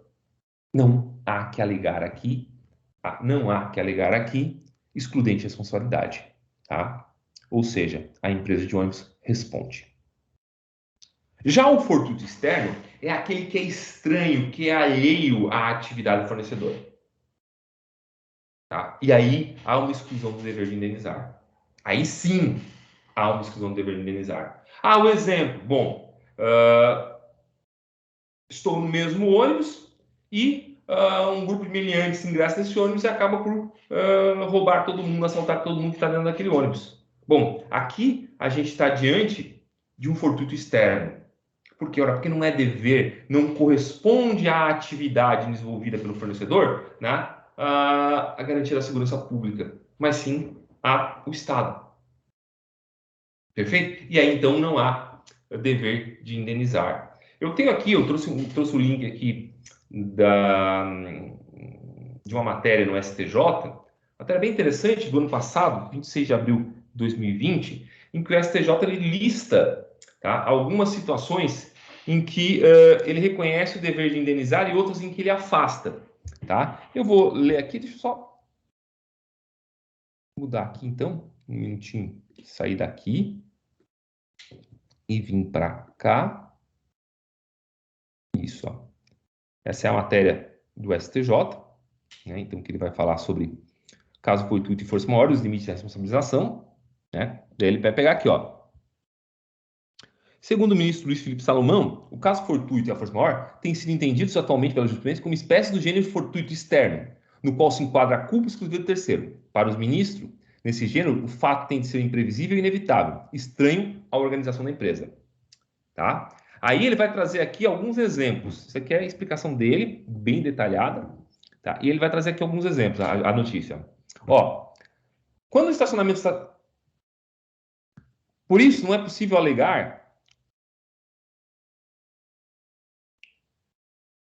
Deixa eu pegar aqui. O ministro explicou que a doutrina, ao destacar essa distinção entre caso fortuito interno e caso fortuito externo, entende que apenas quando se tratar da segunda hipótese, fortuito externo, haverá excludente de responsabilidade. Ao julgar casos sobre esse tema, a orientação jurisprudencial do STJ, segundo o ministro Marco Aurélio Belize, firmou-se no sentido de que é dever do estabelecimento comercial zelar pela segurança do seu ambiente. Por isso, acrescentou Belize, não é possível alegar caso fortuito de força maior para afastar a responsabilidade civil decorrente de atos violentos praticados no interior de dependências comerciais, inclusive no estacionamento. Tá? Vamos lembrar lá a responsabilidade, por exemplo, do Carrefour, né, por aquela... Foi Carrefour? Né, pelo assassinato daquela pessoa por um segurança, daquele senhor por um segurança. acho que ano passado, já nem lembro mais, esses fatos estão tornando tão normais que a gente nem sabe mais quando acontece, tá? Aí, olha só, se no entanto, o estacionamento está situado em área aberta, tá? O estabelecimento comercial não pode ser responsabilizado por prejuízo decorrente de assalto à mão armada, tá? Aí, tem um outro caso do drive-thru do McDonald's, tá? Que também, viu só, daí, claro, vocês vão ver que são vacilantes esses entendimentos, porque ainda que o STJ se pretenda uma corte que uniformiza a jurisprudência nacional, né, ele mesmo cria uma série de situações em que ele se desdiz. Porque, vejam só, o STJ também entendeu pela responsabilização do McDonald's por um dano sofrido por um consumidor que foi assaltado, né, enquanto adquiria produtos no drive-thru da lanchonete. O Luiz Felipe Salomão, ele entendeu que não era razoável afastar a responsabilidade do fornecedor, ainda que o roubo, tá, com arma de fogo possa ser considerado fato de terceiro. Tá? Ele apontou que quando a rede de lanchonetes disponibiliza o serviço de drive-thru aos seus clientes, acabou atraindo para si a obrigação de indenizá-los por eventuais danos sofridos, pois assim como ocorre no assalto de estacionamento de grandes estabelecimentos, em troca de ganhos financeiros indiretos gerados pelo conforto oferecido aos consumidores, o McDonald's assumiu o dever de lealdade e segurança implícito em qualquer relação contratual. Então, ao oferecer o serviço, tá, e lucrar com esse serviço do drive-thru, ela se responsabiliza também por eventuais acidentes de consumo que possam acontecer, né, no drive-thru. Tá? Então, aí tem um dever de segurança. E seria aí, descaracterizaria o fortuito externo. Eu sugiro a leitura desse texto aí, com mais devagar, inclusive se vocês tiverem paciência de entrar nos próprios precedentes e ler os acórdons, que vai ser bastante interessante e vai acrescentar bastante conhecimento para vocês. Tá? Bom, outro caso aqui interessante, também retirado da jurisprudência do STJ, é a questão do recall. Bom,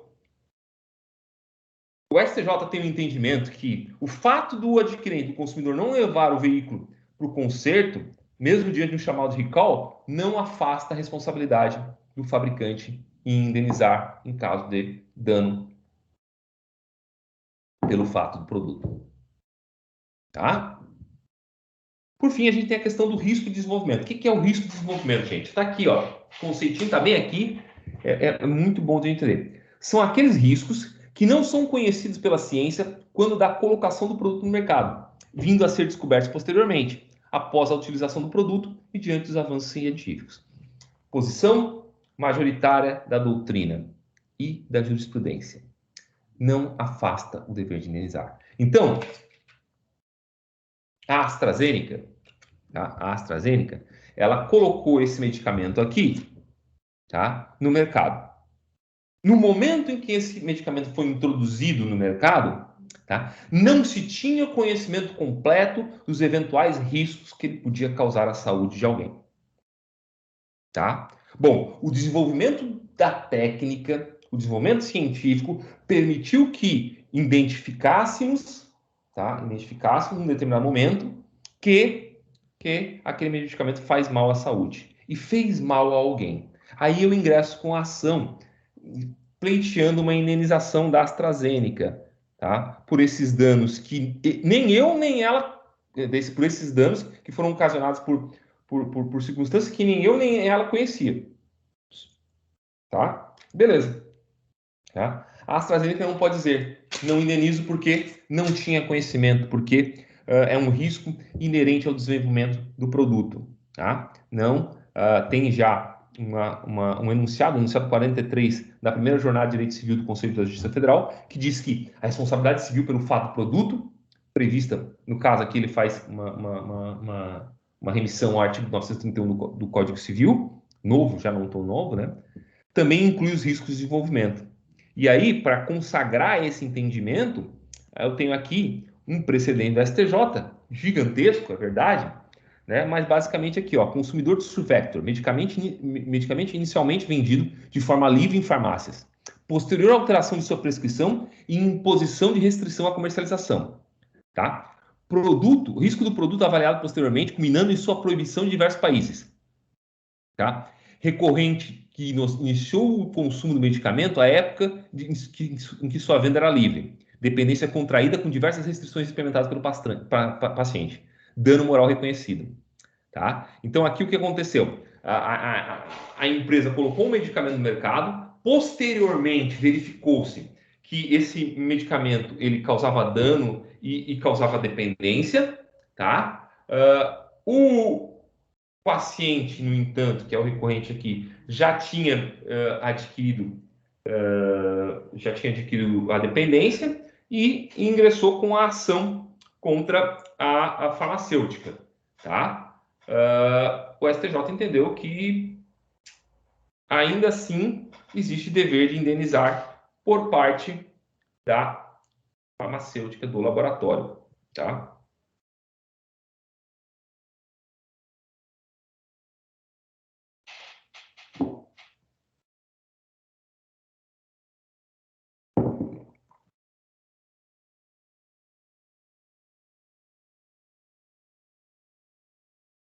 Inclusive aqui, ó, tem também, ele fala ainda de uma questão que a gente já tinha conversado ali em cima, do fato do aumento da periculosidade, ó.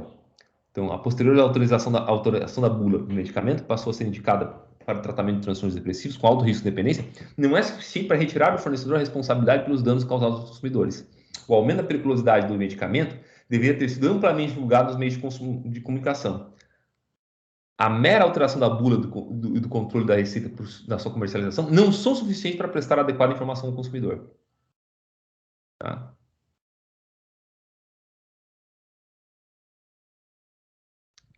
Bom, então com isso a gente encerra a parte da responsabilidade pelo fato do produto. Agora a gente vai tratar da responsabilidade pelo fato do serviço. Tá? Pois, para deixar vocês mais tranquilos, olhem aqui. É pouquíssima coisa que a gente tem que falar sobre responsabilidade pelo fato do serviço, pelo menos nesse momento. Tá? Por quê? Porque, basicamente, na responsabilidade pelo fato do serviço, eu vou utilizar as mesmas regras da responsabilidade pelo fato do produto. Então, diz o artigo 14. O fornecedor de serviço responde, independentemente da existência de culpa, tá? Pela reparação dos danos causados aos consumidores por defeitos relativos à prestação de serviço, bem como por informações insuficientes e inadequadas sobre sua fruição e risco. Tá? O fornecedor de serviço responde, independentemente da existência de culpa, pela reparação dos danos causados aos consumidores por defeitos relativos à prestação de serviços, bem como por informações insuficientes ou inadequadas sobre sua fruição e riscos. Bom, a partir desse artigo, tá, do caput desse artigo, a gente pode destacar as seguintes conclusões. Primeiro, ao contrário do que acontece no artigo 12, tá, não há uma especificação sobre os tipos de fornecedor. Logo, todos os eventuais integrantes da cadeia de consumo, vão responder pelo fato do produto, do serviço, desculpa. Ó, até no material de vocês também. Do serviço. Tá? Depois, tal como acontece... Ô, Conte, oi? Desculpa, a tela aqui tá numa outra... Pelo menos para mim tá aparecendo uma outra... Naquela... Tá parada naquela jurisdição da moça que ficou paraplégica. Tá, então tá. É que essas coisas... A gente quer mudar, né? Dinamizar as coisas e acaba se atrapalhando. Então, voltando aqui, ó. Tá, a jurisprudência que eu li, quem está acompanhando o material aqui, eu já passei pelo recall, tá? Os riscos de desenvolvimento, tá? Aqui é a jurisprudência que eu li por último, e eu estou aqui na responsabilidade pelo fato do serviço. Então, o artigo 14 diz: o fornecedor de serviço responde, independentemente da existência de culpa, pela reparação dos danos causados aos consumidores por defeitos relativos à prestação de serviços, bem como por informações insuficientes ou inadequadas sobre sua fruição e riscos. Tá?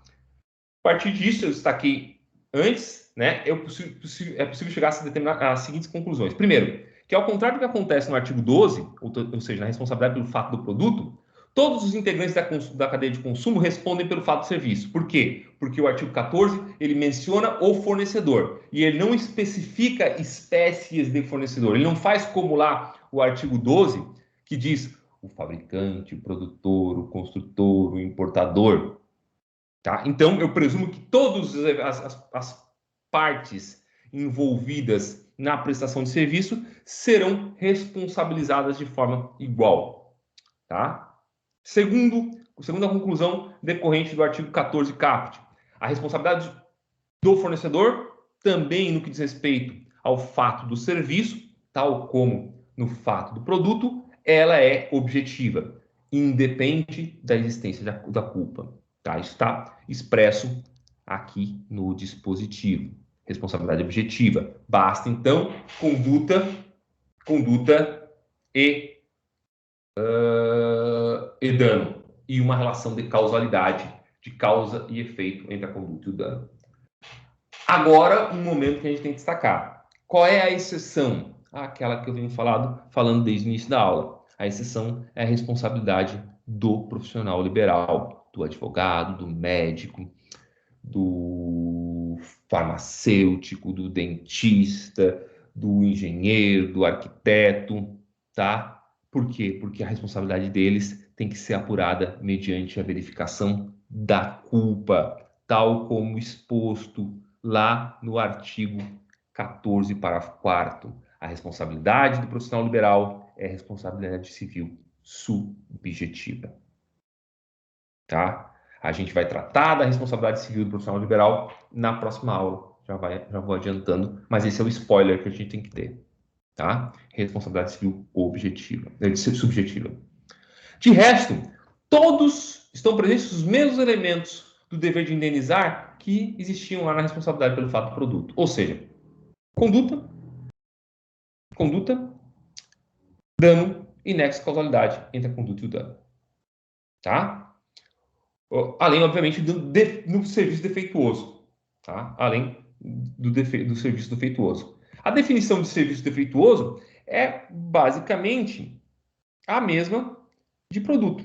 O serviço é defeituoso quando não oferece a segurança que o consumidor dele pode esperar, levando-se em consideração as circunstâncias relevantes, entre as quais o modo do seu fornecimento, o resultado e os riscos que razoavelmente dele se esperam e a época em que foi fornecido.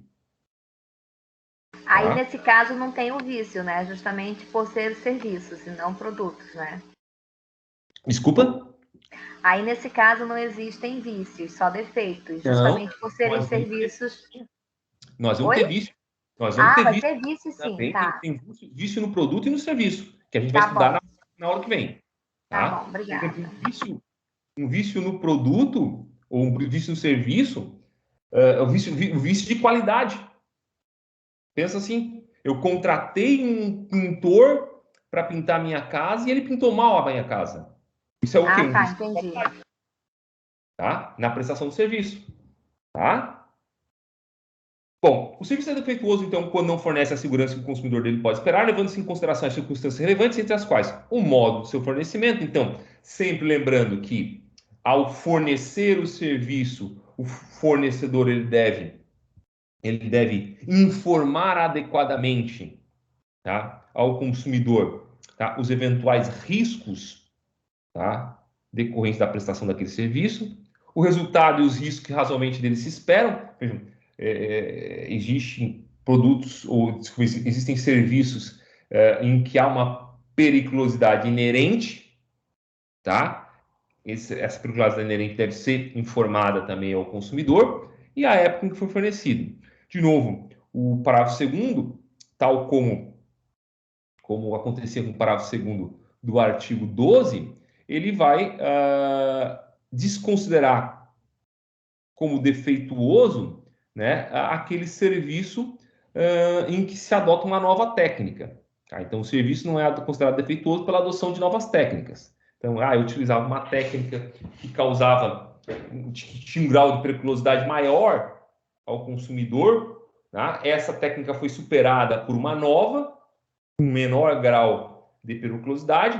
Né? Não há que se falar, no entanto, aí de defeito. desde que esse grau de periculosidade esteja dentro dos limites daquilo que razoavelmente dele se espera. Tá? E, por fim, as cláusulas excludentes de responsabilidade do fornecedor, que são basicamente as mesmas, tá, do parágrafo 3º do artigo 12. A diferença é que lá eram 3, aqui são 2. Lá eram 3, aqui são 2. Tá? Lá a gente tinha como primeira cláusula excludente de responsabilidade, né, a demonstração de que não foi o fornecedor que colocou o produto no mercado. Tá? Essa cláusula não existe aqui. Tá? Mas, no entanto, eu tenho aqui que, tendo prestado o serviço, o defeito inexiste. De novo, em que a periculosidade, o dano naquela prestação de serviço, ela é inerente ao produto e tinha sido devidamente informado. E a culpa exclusiva do consumidor ou do terceiro. Mesmas regras anteriormente. A culpa concorrente do consumidor não exclui, mas apenas atenua a responsabilidade. Tá? Gente, era isso. Tá? Isso daí, com isso a gente encerra, tá, o conteúdo da nossa aula de hoje. Tá? Eu vou desligar o vídeo. Tá? Só antes de eu desligar a gravação, desculpa, só ressaltar o que eu falei ainda há pouco. Né? Na próxima aula, a gente entra na responsabilidade do profissional liberal, que se caracteriza como responsabilidade pelo fato do serviço, mas que adota um regime jurídico de responsabilidade diferente da regra geral, já que a responsabilidade civil é subjetiva. Tá? E a gente vai entrar também na responsabilidade pelo vício do produto e do serviço, ou seja, nos artigos 18, 19 e 20, mais especificamente, do CDC. Tá? 18, 19 e 20 do CDC. Perfeito? Vou desligar aqui e desde já... Não, já fiz errado aqui. Desde já vou me colocar à disposição de vocês para que a gente possa discutir e eu possa ouvir as dúvidas que vocês eventualmente tenham. E os comentários também.